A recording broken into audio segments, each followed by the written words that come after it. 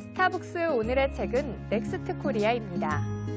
이 책은 저자인 김택환 교수가 30년간의 독일 유학 생활과 연구 활동, 기자 체험을 바탕으로 독일이 어떻게 강하고 행복한 나라가 됐는지에 대한 비결을 고스란히 담아낸 책입니다. 정파와 이념을 떠나 국민에 대한 책임과 국익을 우선하는 인류 정치, 입시 지옥, 대학 등록금, 사교육과 학교 폭력이 없는 사무의 공평한 교육 등 오늘날 한국 사회가 안고 있는 다양한 문제를 독일이 어떤 시스템으로 해결할 수 있었는지를 세밀하게 짚어냈습니다. 세계 경제 위기 속에서도 꾸준히 양적, 질적 성장을 거듭해 유럽의 중심 국가로 우뚝 선 독일을 통해 앞으로 대한민국이 나아가야 할 방향과 비전을 제시합니다. 우리가 꿈꾸는 한국의 다음을 생각하는 책이죠. 넥스트 코리아의 저자 김택환 경기대학교 언론미디어학과 교수님 모셨습니다. 안녕하세요. 네, 안녕하세요. 네, 반갑습니다. 반갑습니다. 일단 그 책 이야기에 앞서서 그 저자 소개를 보니까 잠이라는 그 교수님 호가 나오던데요. 어떤 의미이신가요? 네, 잠이라는 뜻은 세상을 따뜻하게 품는다는 뜻입니다. 예. 이 역사가 있습니다. 제가 살았던 시골의 뒤산 이름이 비봉산입니다. 예, 예. 근데 이 산 이름의 원래 이름은 잠이산이었습니다. 근데 일제가 그 강점기 시대에 이 잠이라는 이름이 너무 좋아서 비봉산으로 바꿨어요. 그래요? 근데 원래 그 잠이라는 뜻은 옛날에 그 하늘나라 옥황상제님이 내려와서 살던 곳을 잠이라 그럽니다. 그래서 세상을 따뜻하게 품는다는. 그래서 이 잠이라는 이 산이 있었고, 그래서 제 고향인 다인이라는 곳인데 어질 다자 마늘 인자 해서 어진 사람이 많이 나오는 곳입니다. 그래서 이 잠이라는 호를 제가 옛날부터 알아서 이걸 언젠가 쓸까 하다가 이번 책부터 처음으로 제가 잠이라는 호를 쓰기 시작했습니다. 그러시군요. 그 책의 서문에 보면 이제 한반도를 길땅이라고 표현을 하셨더라고요. 그 길땅이라는 표현이 이제 뭐 익숙하지 않은 분들도 있을 것 같은데요. 그 의미와 이유는 무엇인가요? 한이라는 뜻은 하늘나라에서 온 말입니다. 그 다음에 그 반도라는 뜻은 반쪽의 땅이라는 뜻입니다. 예, 그리고 반도라는 용어가 일본에서 왔습니다. 일본식 용어. 예, 일본식 용어입니다. 예. 그래서 그 제가 이제 앞으로 이 작업을 하려고 그럽니다. 우리는 이제 한반도보다는 하늘의 이거 길이라는 뜻으로 이제 그래서 역사적으로 보면 그 문명을 꽃피웠던 데가 전부 다 이 길땅들입니다. 그러니까 그리스의 에게 반도가 그렇고 반도라는 에게 땅이 그렇고 길땅이 그렇고 로마도 로마 길땅입니다. 그러네요. 예. 그 다음에 리베리아도 리베리아 길땅이고 그런데 모든 그 이 길땅의 문명이 한번 꼽혔는데 이제도 우리도 우리 하늘 땅에서 문명이 이제 꽃필 시기라고 생각해서 길땅이라고 용어를 붙였습니다. 그러니까 원래 이것도 그 라틴어나 그 그리스의 용어로 보면 길땅이라는 용어가 정한 용어입니다. 그렇군요. 굉장히 의미 있는 말씀을 해주셨고요. 이제 책 이야기를 본격적으로 해보겠습니다. 제목이 넥스트 코리아고요.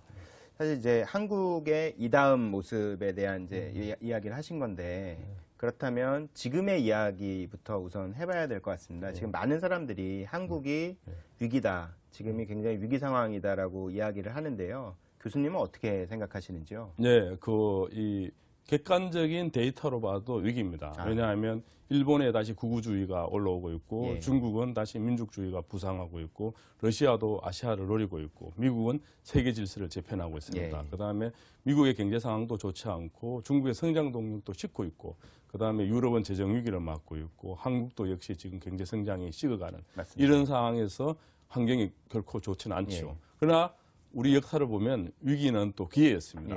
그래서 우리는 이 위기를 위기라고 침체하거나 심리적으로 위축되지 말고 기회를 만들자고 제가 바로 주장한 게 이 책의 목표입니다. 그렇군요. 그렇다면 우리의 다음에 대한 답은 어디서 찾아야 될까요? 그 역사적으로 발전을 볼 때 가장 중요한 역사의 답은 그 역사로부터 배운다는 이야기를 합니다. 예, 역사로부터 배우지 못하면 벌을 받는다고 이야기합니다. 그래서 하나는 보편적 가치입니다. 예. 그 지금 전 세계적으로 보편적 가치는 경제 민주화하고 사회복지 이런 것들이 있습니다. 단 예. 하나는 일자리와 신성장 동력을 예. 만드는 이 두 개의 측이 우리도 바로 지금 우리나라가 이제 추구해야 될 길이라고 봅니다. 아, 그렇군요. 그 책이 넥스트 코리아가 이제 전체적으로 독일에 대한 이야기로 쭉 우리가 나아갈 길들을 이제 제시를 하신 건데요. 독일이랑 우리가 비슷한 점이 많다고 이제 책에서도 이야기를 하셨고요. 저희가 그냥 언뜻 생각하기엔 뭐가 비슷할까라는 생각이 드는데 어떤 점들이 비슷한가요? 네, 첫째 이제 인구가 비슷합니다. 아, 그래서 이제 우리가 독일이 지금 한 8,200만 정도, 예. 우리도 통일되면 전체 인구가 8,200만 정도 됩니다. 아, 그렇군요. 그다음에 두 번째로 땅의 크기도 이제 어떻게 보면 우리가 더 큽니다. 그 아날로그적 개념으로는 육지 땅만 이야기하는데 예, 육지 땅은 우리가 한 22만 킬로평방미터고 예. 독일이 한 38만 정도 예. 됩니다. 대신에 우리는 지금 해양의 시대 이 대륙붕 바다라는 엄청난 좋은 자원이 있습니다. 그래서 예, 예. 실제 땅은 우리 땅이 더 큽니다. 아, 그렇군요. 예, 그런데다가 이제 그 제2차 세계대전이 일어나고 난 다음에 두 나라 다 분단된 나라고 전쟁을 경험했던 나라입니다. 예. 그렇지만 그 기적을 만든 나라입니다. 독일은 라인강의 기적을 만들었고 대한민국은 한강의 기적을 만들었죠. 그래서 수출 강국으로 일어났습니다. 또 하나는 그 이 단일 민족으로서 평등의식이 굉장히 강한 나라입니다. 또 다른 하나는 이제 자원이 그 풍부한 나라가 아닙니다. 아, 독일도 자원이 별로 풍부하지가 자원이 않네요. 석탄밖에 아, 없습니다. 그런가요? 예. 그래서 지금 많이 우리나라 일부 학자들이 뭐 스웨덴 모델, 스위스 모델, 강소국 이야기하는데 그렇죠. 그건 우리한테 맞지 않는 겁니다. 사실. 왜냐하면 부산 인구보다도 못한 작은. 그래서 예. 유럽에서 유일하게 우리랑 이 비교할 수 있는 규모의 크기가 딱 독일입니다. 아, 그렇군요. 굉장히 독일을 우리가 제대로 한번 분석해 봐야겠다라는 생각이 지금 교수님 말씀을 들으니까 들게 되는데요. 네, 그렇습니다. 책 속에 이제 독일을 표현한 이야기 중에 되게 와닿았던 게 모두를 위한 풍요로운 사회, 그리고 개인이 사람답게 사는 나라라는 표현들이 이제 되게 인상적이고 와닿았는데요. 그 어떤 나라가 그런 나라일까요? 예, 그 이제 독일이 2차 세계대전이 끝나고 난 뒤에 이념을 초월한 지도자들이 모였습니다. 그 새로운 독일은 어떤 나라를 만들어야 될 것인가. 그래서 그 전에 독일이 나치즘도 경험했죠. 공산주의도 경험했죠. 또 왕정도 경험하고 천릴 정치도 경험하고 예, 예. 지난 150년 동안 온갖 정치적 실험을 다 했습니다. 그렇죠. 그러면서 자기네들이 이 결론 내린 게 바로 이제 기독교 사상에 기반한 모두가 풍요롭고 행복한 세상을 그리기 시작한 겁니다. 그게 사회적 시장 경제고 그 중심에 루드비 에어하르트라는 총리가 있었습니다. 그래서 이 기민당 출신의 이 총리까지 나중에 지내신 분이 국가를 건설하는 데 있어서 우리는 모두가 풍요롭고 행복한 세상을 만드는 게 목표다. 그렇게 해서 실제적으로 시스템을 하나하나 만들어 왔던 겁니다. 아, 그럼 그때 그 건국 당시에 그렇게 모여서 머리를 맞댄 지도자들은 출신들이, 그러니까 어떤 구성들인가요? 그러니까 예를 들어서, 그러니까 나치에는 전혀 전혀 하지 않았죠. 않고 어떤 좀 지식인들이었나요? 아니, 어떤, 그 정치 지도자들이었습니다. 그러니까 이 히틀러가 집권하기 전에 아데나우 건국의 아버지인 총리가 대표적으로 이 나치즘에 대해서 저항을 했던 분들이고 슈마하 역시 마찬가지고 이제 이런 분들이 이제 건국을 이제 준비하면서 한쪽은 기민당을 만들고 기독교 민주당, 한쪽은 사회민주당을 만들면서 이제 이 국가가 어디로 가야 될 것인가에 가장 중요한 정치 시스템, 그다음에 경제 시스템을 이들은 하나는 자유민주주의라는 거, 하나는 사회적 시장 경제라는 걸 가지고 이제 이 바로 독일의 오늘날의 튼튼한 기초를 만들었던 겁니다. 아, 그렇군요. 되게 부럽네요. 그걸 기초를 만들고 계속 그 정신을 후대에 이어오는 거잖아요. 예. 그리고 우리 정치하고 가장 큰 차이가 독일은 이제 지금까지 8명의 총리, 우리 그때는 대통령 같은 사람이 있었는데 그 어느 누구 한 명도 본인이나 친인척이 깜빵에 가거나 부정의 법을 해서 처벌받은 적이 없습니다. 그런데 우리 그래요? 대통령은 비극의 역사죠. 예. 초대 건국의 아버지는 망명해, 그렇죠. 그다음에 이 산업화의 기수는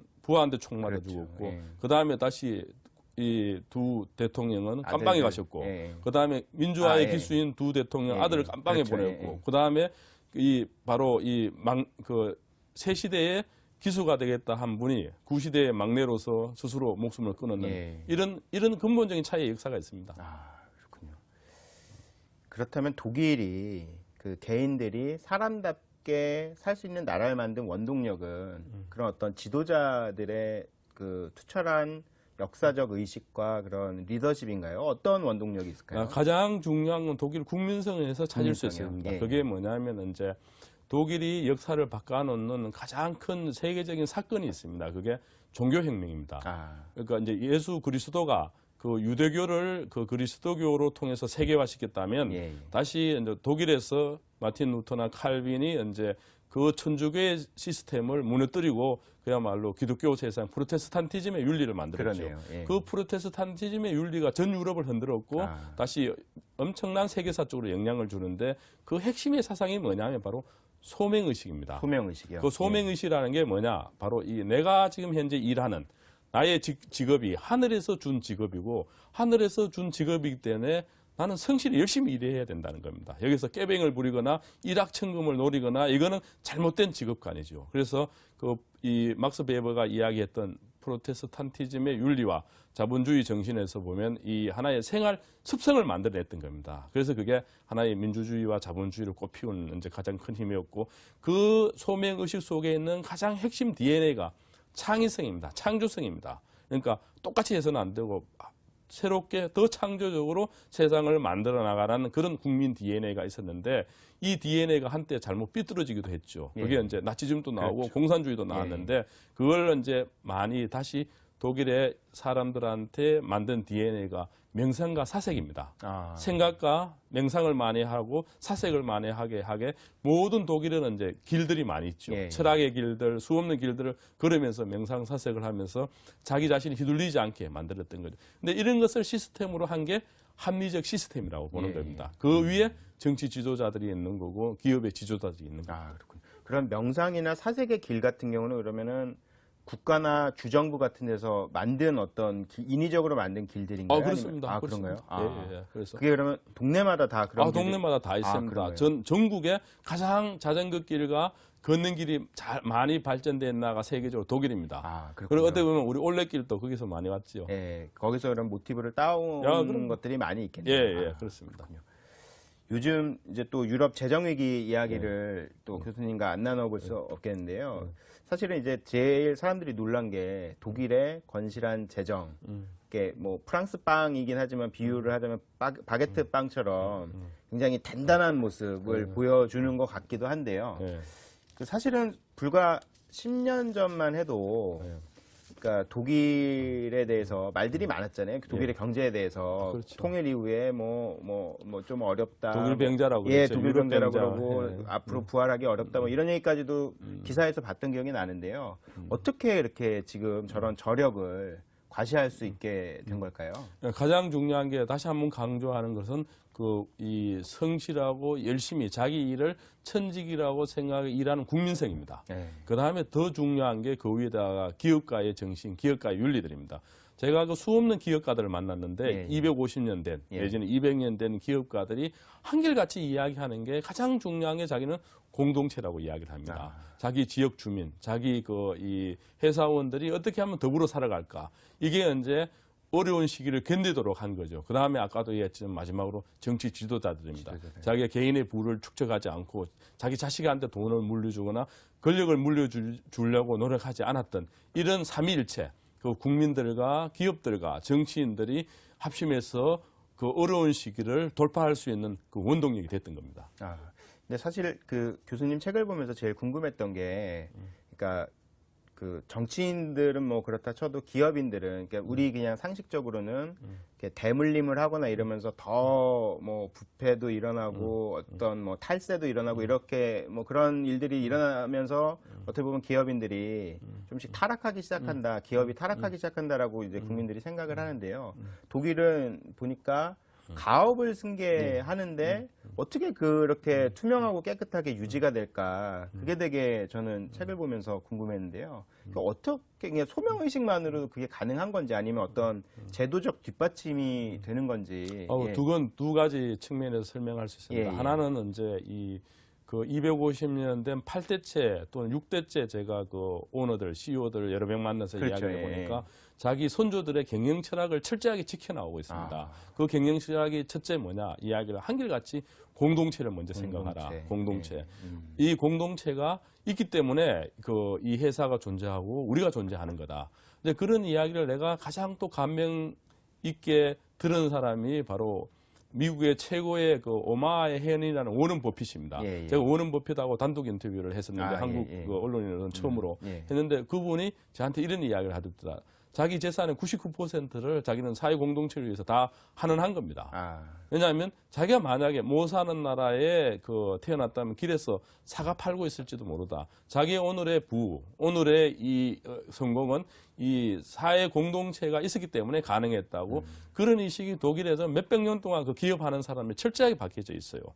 두 번째로 더 중요한 게 그 가훈으로서 기업 경영을 어떻게 해야 되는 것들 중에 세 가지를 강조합니다. 세 가지. 하나는 뭐냐면 세상의 트렌드를 읽으라 이야기를 합니다. 아, 트렌드. 세상의 트렌드를 철저하게 읽으라 이야기를 하고 그 다음에 두 번째로 항상 새로운 현장을 보라고 이야기합니다. 현장 중이네요. 새로운 현장을 보라고 이야기하고 마지막으로 이제 독일의 이제 소위 중소기업들 그 미텔슈탄드라 그러지 않습니까? 그거는 대기업보다 R&D를 더 많이 합니다. 아, 그 연구 개발을 더 많이 해요. 그 정도 노력을 많이 하는 거죠. 그래서 대기업하고 경쟁력에서 전혀 밀리지 않는 오늘날의 독일의 그 강한 비결을 만들어내고 있는 겁니다. 아, 그렇군요.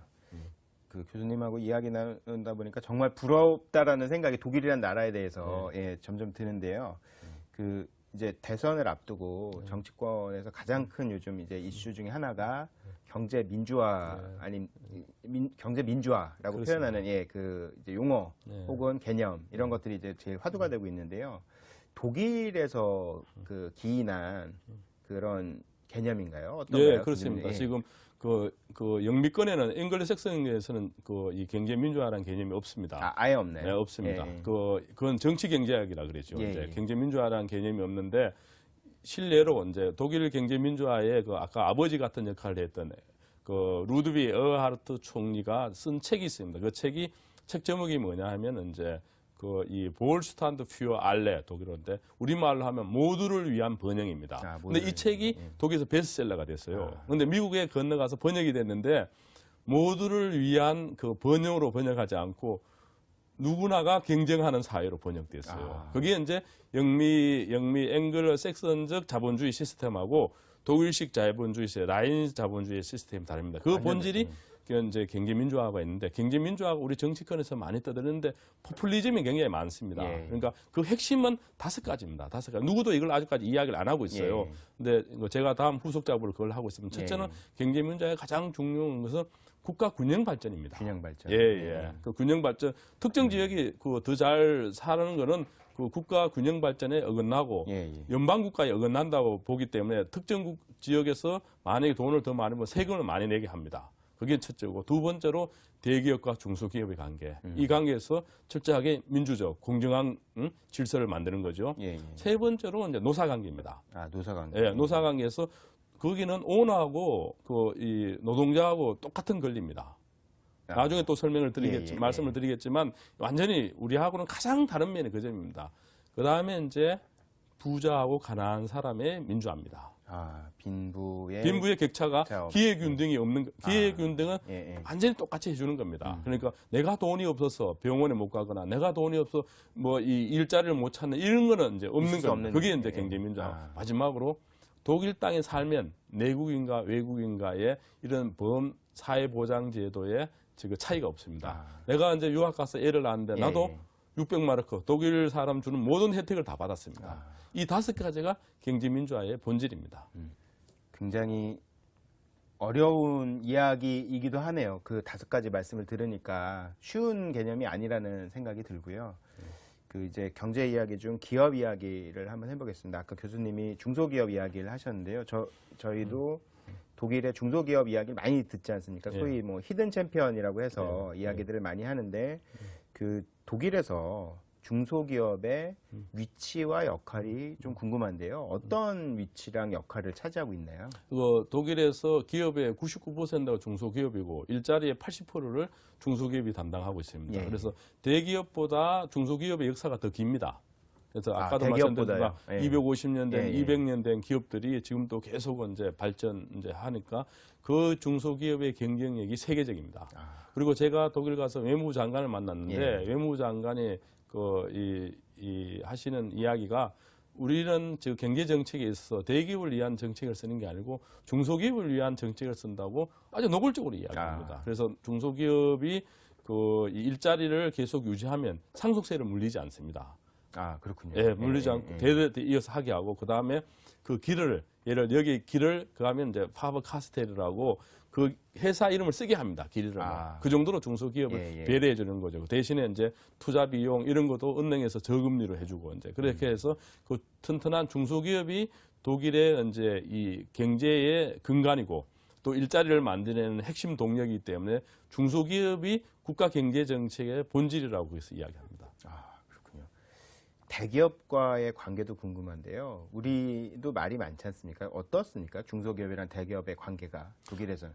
독일이 완전히 평등 관계입니다. 평등 관계고 이게 지금 독일에서 독일 정부 그건 뭐 좌파든 우파든 누가 집권하든지 간에 이 대기업이 중소기업하게 독점을 한다든지 독과점을 해서 이게 불공정 거래하는 것에 대해서 가장 강하게 처벌을 합니다.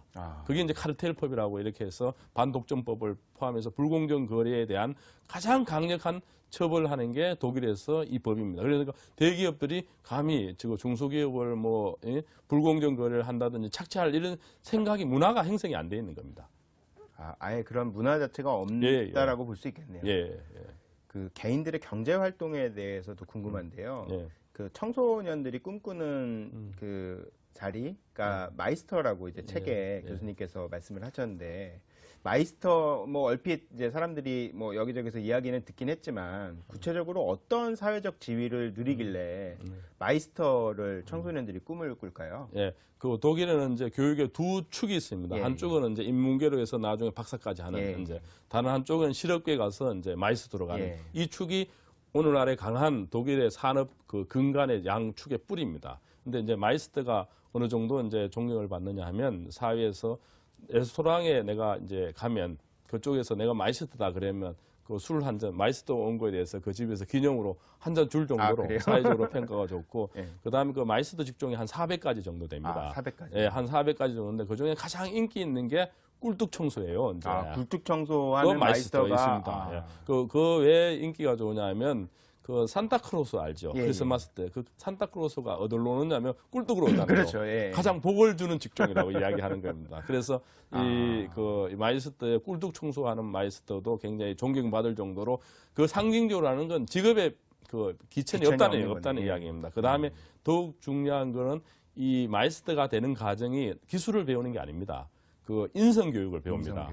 저도 내가 아는 독일의 아는 집에 자녀가 있었는데 얘가 이제 그 공부 안 하고 농땡이였어요. 그런데 얘가 이제 뭘 배우려 그랬냐면 이제 이 건축 이게 특히 이제 세공업 하는 이걸 이제 배우려고 그랬는데 그러면 무조건 3년 동안 직업 교육을 받아야 됩니다. 그 마이스터 밑에도 교육을 받아야 돼요.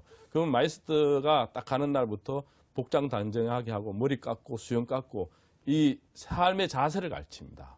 그러면서 이제 3년을 그렇게 교육시키고 또 그래서 마이스터라는 건 단순한 기능공이 아니라 그 시대의 리더고 그 시대의 장인입니다. 그야말로. 그러다 보니까 가장 존경을 받게 되고 월급도 많고 사회적 평가도 좋다 보니까 꼭 대학 갈 필요가 없는 거죠. 그러다 보니까 우리나라에는 한 72%가 고등학교 졸업하면 대학을 가는데 독일은 35%도 대학을 안 갑니다. 그러니까 마이스터 길로 가든지 다른 길로 가겠죠. 그렇군요. 여러 가지로 우리랑 이제 비교가 많이 되는데요. 사실은 비교가 되는 것 중에 사회적 자원의 분배에 있어서 좀 큰 차이가 있는 것 같습니다. 우리랑 지금 교수님 말씀을 듣다 보니까 어디서 그런 분배의 차이가 독일과 우리가 나는 걸까요? 그게 아까 한마디로 이야기한 사회적 시장 경제라는 겁니다. 사회적 시장 경제 한마디로 이야기하면 그거는 이제 밥솥 큰 부엌입니다. 국가라는 건 큰 부엌을 만들어서 그 수없는 일자리를 만들어서 밥을 많이 지어서 그 밥을 많이 짓고 난 뒤에 누구든지 밥을 배부르게 먹게 해야 된다는 그런 기본 철학이 있었죠. 그런데 우리는 이제 근대화 과정에서 이제 정경유착이라고 이야기해서 이제 일부 재벌만은 이제 살찌우는 이런 정책을 펴왔던 거죠. 그러니까 사실 현대자동차라는 게 뭡니까? 우리 세금으로 이 아스팔트 길 다 깔았지요. 엄청난 인프라는 거 우리 세금으로 만들어준 겁니다. 그렇죠. 그러면 그들의 부가 아닙니다. 국가의 일부의 부고 그 부가 그들한테 노력한 만큼 대우는 당연히 받아야 되겠지만 예. 그렇지만 잉여 그 부에 대해서는 나누고 또 이 하청 사업자들 특히 중소기업자들한테도 풍분히 나오고 낙수물이 밑으로 내려가야 되는데 예. 독일은 사회적 시장 경제 그 낙수물이 다 밑으로 흘러 내려가는데 야. 우리는 안 내려갔던 거죠. 이제. 그렇군요. 그럼 지금까지 이제 앞서 이야기했던 어떤 그런 경제적 질서를 통한 그러면서 이제 쌓아갔던 경제적 부가 이제 독일의 통일을 이끌고 통일 이후에 어떻게 보면 약간의 위기 상황에서 그걸 극복할 수 있는 원동력이 되었던 건가요? 어떻게 보시나요? 그렇습니다. 예. 그러니까 독일이 통일되는 가장 중요한 그 힘은 이 민주주의가 공산주의를 이겼다는 그러니까 인권이 보장이 되고 자기의 자아 실현을 할 수 있는 정치 체제가 이긴 거고 예. 다른 하나는 이제 경제에 막강하는 이제 이 뒷받침이 있었기 때문에 그다음에 그게 약육강식의 이제 천민자본주의가 아니고 아까 사회적 시장 경제라는 그 경제 민주화와 사회 복지가 이룩된 시스템이 있었기 때문에 이제 통일이 가능했고 그걸 통해서 이제 동독의 주민들과 서독의 주민들이 허리끈을 졸라매고 힘을 합쳐서 서로의 어떤 그 희생을 언젠가는 곧 이 위기를 극복하리라는 그 확신과 희망이 있었기 때문에 통일을 통해서 오늘날에 이제 성공된 독일을 만들어 갔던 겁니다. 아, 그렇군요. 그냥 흔히 생각할 때 이렇게 예를 들어서 동독이랑 서독이 합쳐졌을 때 사실 동독 주민들의 경제 상황이 안 좋았기 때문에 서독 주민 그러니까 출신들이 좀 무시를 하거나 실제로 그런 기사도 좀 나오기도 했고요.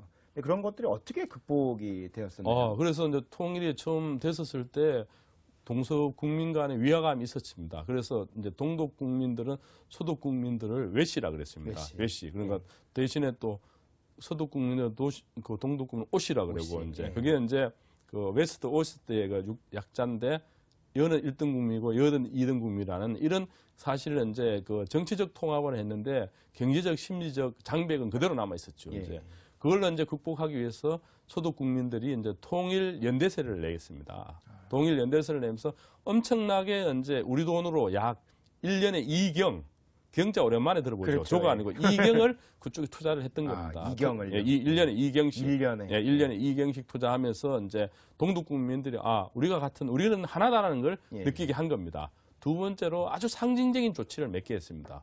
대표적인 예로 독일의 가장 힘 있는 사람이 총리입니다. 예. 그 다음에 대통령인데 이 사람들이 다 구동독 출신들입니다.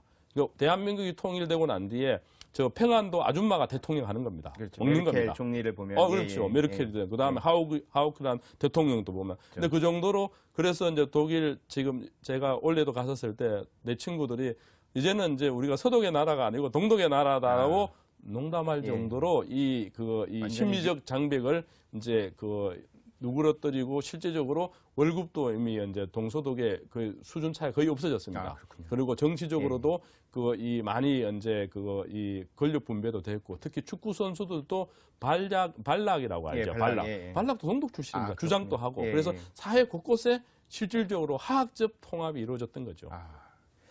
그렇다면 통일의 선배인 독일에게 우리가 배워야 될 중요한 교훈은 무엇이 있을까요? 예, 가장 중요한 건 세 가지입니다. 이 운명이라는 건 어느 날 오는 겁니다. 예, 예. 통일이 어느 날 갑자기 오기 때문에 예. 철저하게 저는 준비가 필요하다고 봅니다. 잘 대비하는 겁니다. 그래서 그거 못지않게 중요한 게 정치 리더십입니다. 정치 리더십이 이 총과 칼보다 더 중요한 게 어떻게 통일에 준비하는 비전을 제시하고 그다음에 통일의 프로그램을 만들어가는 이거야말로 가장 중요하다고 봅니다. 그런데 불행히도 아니면 이제 아주 시간이 안 된 경우는 현 3명한테는 대선 주자한테는 그런 소리를 못 듣고 있죠. 예, 이제. 그 독일의 경제 이야기 중에 또 인상적이었던 그 구절이 실업보다 인플레이션을 더 무서워한다. 이렇게 교수님이 표현을 하셨더라고요. 근데 보통 그냥 생각하기에는 물가 좀 오르는 것보다 실업 문제가 더 심각한 거 아닌가라고 생각을 하고 실제로 아마 많은 사람들이 이렇게 생각할 것 같은데 어떤 이유로 독일에서는 특히 정치 지도자들은 실업보다 인플레이션이 더 무섭다고 생각을 하는 걸까요? 예, 인플레이션이 이 1927년에 왔었을 때 하이 인플레이션이 왔어서 그 하루 자고 나면 화폐 가치가 10,000배, 10만 배 뛰었어요. 그래서 그 돈을 불쏘시개를 그 사용할 정도로 가치가 가치가 하이인플레이션이 된 거. 그래서 나치가 들어서게 된 겁니다. 그 악몽이 있는 겁니다. 음. 그런데 이제 그 2차 대전 겪고 난 뒤에 이제 독일의 경제 정책의 핵심은 반인플레이션 정책입니다. 왜냐하면 아까 하면 실업보다 왜 그 반인플레이션 정책이 중요하냐면 내가 실업을 당해도 실업 수당이나 연금이 다 나옵니다. 그런데 그건 항상 70%를 유지하기 때문에 인플레이션이 만약에 우리 같이 이렇게 된다면 나중에 연금이 몇 푼 안 됩니다. 그러네요. 그거 가치가 훨씬 더 계속 떨어지는 거네요. 그럼 확 떨어질 뿐만 아니라 그러니까 저축하면서 살 이유가 없는 겁니다. 미래 재산이 가치가 없어지는 거니까. 그래서 이제 독일 같은 경우는 철저하게 중산층과 서민을 위한 정책으로 반인플레이션 정책을 썼는 거고 그래서 내 돈의 내 재산의 가치가 10년, 20년 후도 계속 그 정도로 유효하게 만든 겁니다. 아, 그렇군요. 그런데 성장 정책, 인플레이션 정책을 쓰게 되면 아시지만 부동산이나 주식 10배, 20배 튀면 그걸 갖지 않는 사람하고 갖는 사람의 그 격차는 건 하늘과 땅의 차이 나죠. 그래서 내가 당시에 100만 원 벌어놨던 게 10배 인플레이션 되면 가치가 하나도 없어지는 겁니다. 그 역사적 경험으로 독일은 철저하게 이제 사회적 새로운 이제 그 불안 요소, 새로운 선동주의와 포퓰리즘이 안 나오기 위해서 반인플레이션 정책을 아주까지 철저하게 쓰고 있습니다. 굉장히 역사적 교훈을 굉장히 잘 실천하는 그렇죠. 그런 잘 배웠죠. 그러네요. 독일 교육 이야기를 한번 해보겠습니다. 책에서 제일 부러웠던 것 중에 하나가 이제 독일 교육 이야기고 교수님께서 사무로 표현을 하셨는데요. 독일 교육은 어떤 강점이 있나요? 저도 이제 독일에서 10년 유학했고, 저도 우리 애도 이제 독일에서 이제 유치원을 다녀보고 했었을 때, 독일의 교육의 철학은 4가지를 가르칩니다. 이거 역사적 이유 때문인데, 그 한때 포퓰리즘, 그 포퓰리즘이 하나는 이제 좌파는 극좌파는 공산주의고 극우파는 나치즘입니다. 이 이제 사람이 그 휘둘린 역사가 있기 때문에 가장 교육 철학에서 강조하는 게 정직입니다. 정직하라고 이야기하는 겁니다. 정직하고 두 번째는 책임의 문제를 굉장히 많이 이야기합니다. 선동을 안 하게 돼. 자기 삶에 대해서 선동을 하라 그러고 그 다음에 항상 이제 더 중요한 게 이제 자립심을 이야기합니다. 그 다음에 마지막으로 연대를 이야기합니다. 근데 학교 교육이 우리는 전부 다 모든 시험이 상대평가라는 아주 이런 제도가 돼 있는데 독일은 다 절대평가입니다. 학교 수업은 서로 친구들끼리, 선생님들끼리 연대하는 거지 경쟁하는 것이 아니라고 딱 이야기를 합니다. 그래서 독일은 사무입니다, 사무. 첫째 아시지만 그 뭐가 없느냐? 학교 폭력이 없습니다. 학교 폭력이 없습니다. 두 번째로 이제 가장 중요한 게 입시 지옥이 없죠. 입시 지옥 없고. 그다음에 대학 등록금이 없습니다. 그다음에 천국인데요. 그다음에 사교육비가 없습니다. 그렇다 보니까. 그리고 이제 대표적으로 학교 폭력으로 이야기하면 내 친구가 당했던 이야기인데 중앙일보 특파원으로 이제 베를린에 갔습니다. 갔는데 한국에 있었을 때는 이 애들끼리 싸우면서 크는 거야 막 이러잖아요. 폭력을 막 행사하잖아요. 근데 거기 가서 이제 폭력을 행사하다 그쪽 교장 선생님이 불려서 가니까 이제 그 삼진 아웃제를 교장 선생님이 이야기했어요. 두 번 더 하면 옐로우 카드고 마지막 하면 한 번 더 학교 폭력 행사하면 100km 이상 먼 곳으로 전학을 가야 된다. 철저하게 그 정도로 음하게 다시는 겁니다. 그런데 이제 독일에 특파원 한 6년 하다가 한국 딱 들어왔는데 학교 갔는데 이제 이 독일 생활에 적응하고 학교 애들한테 자기 아들이 많이 두드려 맞은 거예요. 그래서 이제 가서 선생님한테 교장님한테 항의한 거예요. 그랬겠죠. 그러니까 이제 교장 선생님 애들은 또 서로 싸우면서 그런 거야. 그래서 그 속불난 이야기가 아주 일화가 정말 있습니다. 다르네요.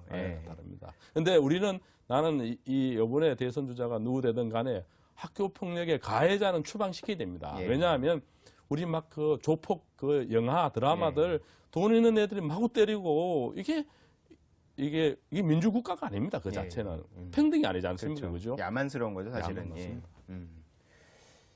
또 이제 복지에 대한 이야기를 한번 해보겠습니다. 복지는 연대다라는 표현이 되게 가슴에 와닿는데요. 그 교수님 책에 있는 그 독일에 대한 복지들을 보면서 또 부럽다라는 생각도 많이 들고 우리나라가 복지 정책을 수립할 때 어떤 점들을 좀 배워야 될까요? 일단은 가장 중요한 건 차상위층, 그러니까 그 소외되고 못 사는 사람을 연대를 해야 됩니다. 그럼 그거는 누구한테 책임 있는 자? 잘 살고 부자들이 그들을 위해서 도와줘야죠, 이제요. 그거는 불교 사상이든 기독교 사상이든 인간 사상입니다, 이제. 그리고 이제 그들이 재기할 수 있는 기회를 줘야 됩니다. 그러니까 가난이 대물림 돼서는 안 된다고 보는 겁니다. 예, 예. 그래서 누구든지 경쟁할 수 있는 그 기회를 주는 게 복지의 근본입니다. 그러다 보니까 이제 가장 중요한 의료보험, 그다음에 실업보험, 재해보험, 이런 그냥 요양보험까지 이런 거 5가지 보험이 독일은 보장돼 있고 그거 못지않게 중요한 게 복지라는 개념은 아까 그냥 기회균등입니다. 기회균등, 예. 그래서 학교와 학비가 하나도 없는 거고 특히 이제 독일에서는 이제 내가 고등학교 다니거나 대학 다녔을 때 부모가 못 산다 그러면 학비가 없는 것뿐만 아니라 지금 밥팩이라고 생활비를 지원해 줍니다. 생활비까지. 생활비를 지원해 주는데 생활비 얼마 지원해주냐 한 달에 100만 원 정도 줍니다. 100만 원 정도 주니까 이제 어떻게 되느냐 하면 내가 그거를 무이자입니다. 무이자로 100만 원을 한 달에 받으면서 그 이 졸업하고 난 뒤에 취직되면 50%만 갚아도 되고 성적 상위 20%에 들면 20%만 갚아도 됩니다. 그러니까 이제 굉장히 예. 네, 그러니까 하여튼 사회에 나와서 경쟁을 하는데 누구든지 동일 석상에 서라고 이야기를 하는 겁니다. 그거 국가가 보장해 주는 겁니다. 그래서 하나만 더 비유적으로 말을 하자면 이런 부분에 한국에서 비유할 수 있는 거죠. 우리나라는 왜 축구 선수들, 국가대표 축구 선수들, 그 다음에 올림픽에 나가는 사람들만 우리 국민 세금으로 그 경쟁할 수 있는 기회를 국가가 왜 보장 다 해줍니까? 15,000가지의 직종에 우리의 모든 자식들 다 기본 거기까지 경쟁할 수 있는 게 보장되는 게 그게 경제민주화고 그게 복지입니다. 예. 굉장히 중요한 말씀을 해주셨고요.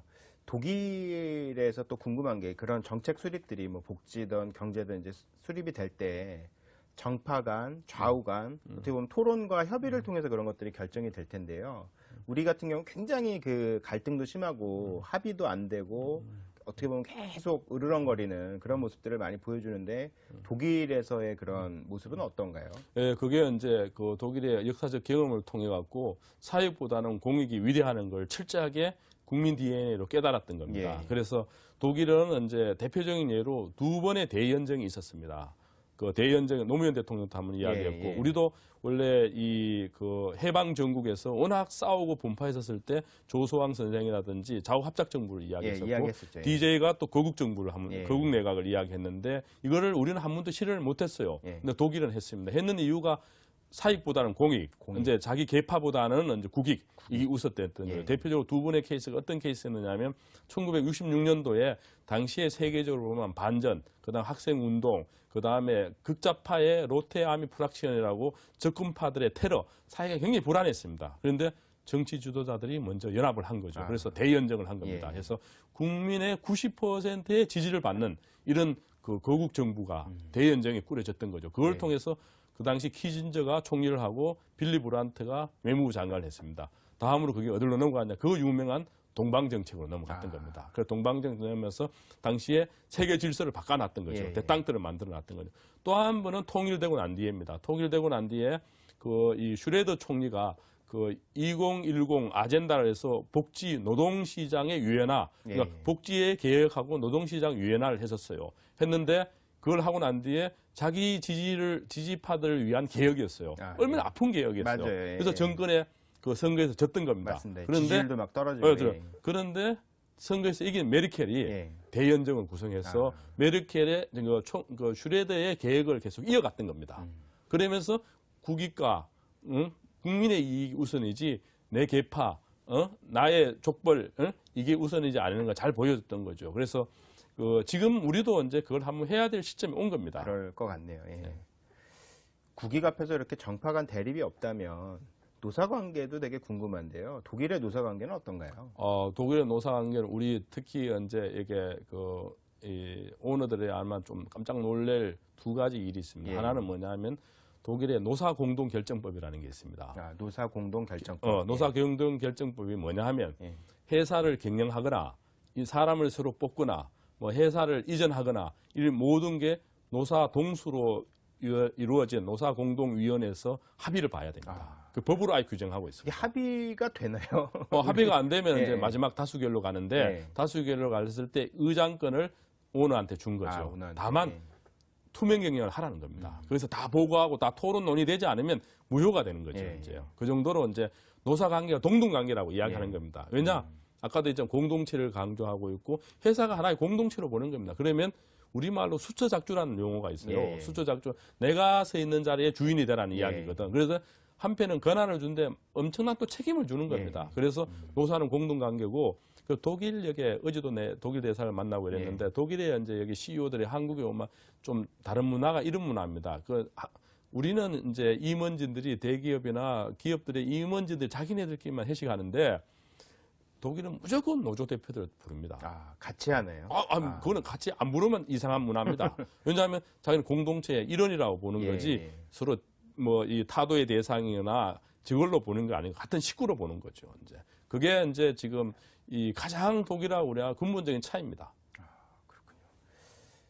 굉장히 우리의 시스템에 대한 생각을 많이 하게 되는데요. 사실 우리나라 시스템이라는 게 대부분 미국에서 배워왔고 그러다 보니까 이제 그런 미국적인 사고방식이나 이런 것들이 곳곳에 뿌리를 내리게 되었는데요.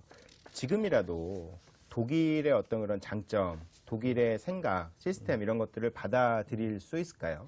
있습니다. 그래서 저는 이제 특히 이번에 이제 2012년 대선이 중요합니다. 대선에서 그 노무현 대통령이 이제 이 정권을 잡고 난 뒤에 박근혜 지금 후보를 통일부 장관으로 이제 한번 입각시키자고 문재인 후보한테 제안을 했다는데 우리는 왜 대연정을 못 합니까? 우리는 왜 자기 계파들만 챙기고 국익과 국민을 못 챙기는 정치인이 나옵니까? 그래서 저는 이번에 한번 할 수 있다고 보고 있고 그 다음에 우리는 뭐 일본, 미국으로부터 좋은 점을 배워야 되겠죠. 우리는 중국의 반속국으로 있었고 또 일본의 식민지로 있었고 미국의 점령국으로서의 우리의 이제 이 현재 자유민주주의 시스템을 이식시켰지만 또 한편에 이제 지금 세계적으로 가장 행복하고 강국으로 살아가는 독일의 그 여러 가지 모델들과 여러 가지 시사점은 우리가 충분히 저는 배울 가치가 있고 제가 여론조사를 해봤어요. 여론조사를 해보니까 국민의 3분의 1이 우리가 가장 많이 배워야 될 나라가 독일로 압도적으로 답이 많이 나왔습니다.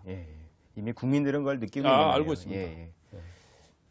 독일의 장점을 이야기하다 보니까 사실 이제 좀 부럽기도 하고 약간 배 아프기도 하고 혹시 단점은 없나요? 독일이? 단점도 많이 있습니다. 어떤 아직까지 단점이네요? 이제 역사적으로 보면 네오나치들, 네오나치들이 외국인들한테 테러도 하고 못 살게도 하고 이런 것들이 있죠. 그런데 그에 대해서 독일인들은 반성하는 모습이 일본하고는 확 다릅니다. 1970년도 그 유명했던 빌리 브란트가 그 바르샤바 게토에 가서 무릎 딱 꿇고 진짜 잘못했습니다. 다시 이제 1970년 이 전승 제2차 대전 전승 기념회에서 메르켈이 다시 이제 무릎을 꿇었죠. 이제 다시는 이런 비극이 일어나서는 안 된다는 이제 그런 철저한 이제 반성이 있지만 이야기한 대로 네오나치를 포함한 지금 여러 가지 독일 내부에 여러 문제들이 많이 또 내재해 있습니다. 있군요. 뭐 아무리 훌륭한 사회나 국가라도 역시 어두운 면은 있는 맞습니다. 이제 마지막 질문을 교수님께 드릴 텐데요. 우리나라가 산업화와 민주화를 거쳐서 이제 세 번째 단계로 나아가야 되는 시점입니다. 우리가 어떤 이상을 목표를 가지고 어떤 이상을 지향을 해야 될까요? 그래서 독일의 이제 소명의식이 있다면 우리는 더 위대한 우리의 DNA가 있습니다. 그걸 저는 신명의식이라고 봅니다.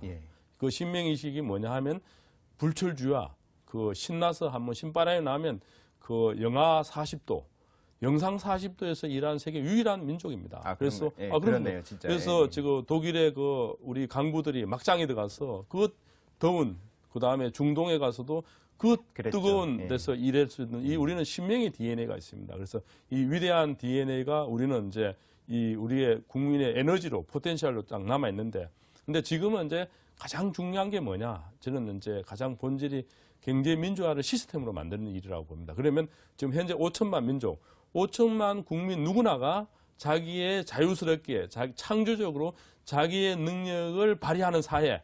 그러면 2,000명만 일하고 2,000명만 이익을 차지하는 게 아니고 5,000명이 전체 신명나게 신바람나게 일한다면 저는 독일도 충분히 넘어설 수 있다고 봅니다. 그다음에 우리 북한에 또 거의 2,600만이 모든 기회를 주고 또 이 신바람 나서 일한다면 그다음에 아까도 했던 독일하고 우리 맞닿아 떠도 전혀 꿀리지 않는 밀리지 않는 그런 저는 확실한 나라가 된다고 저는 확신하고 그래서 마지막으로 중요한 역사 산막은 결과적으로 이제 저는 정반합의 발전이라고 봅니다. 산업화가 이루어졌다면 민주화가 됐다면 그게 바로 경제 민주화입니다. 그렇죠. 합의, 그러네요. 태제가. 맞습니다. 그 경제 민주화라는 것은 아까 다시 한번 하지만 기회 균등이고 약자를 위한 정책이고 국민 누구나가 자유롭고 창의적으로 자기의 살고 싶은 세상, 자기가 하고 싶은 일을 할 수 있는 그런 시스템, 그런 인프라, 그런 제도를 만들어준다면 저는 세계에서 우리 민족이 가장 위대한 민족 중에 하나고 다시 한번 이야기했지만